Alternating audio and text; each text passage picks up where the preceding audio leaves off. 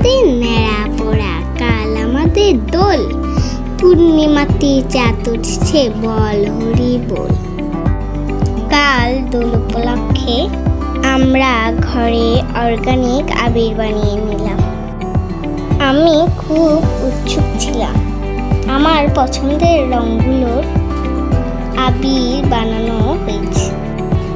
তাই প্রথমে 1 cup arrowroot সাথে 1 কাপ জল মেশানো হলো।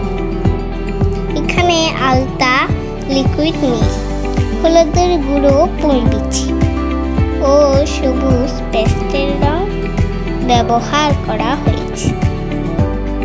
কাপে অল্প অল্প মিশ্রণটি নিয়ে বিভিন্ন কালার সংযোগ করা হয়েছে। এভাবে আমরা সবকটা রং বানিয়ে ফেললাম।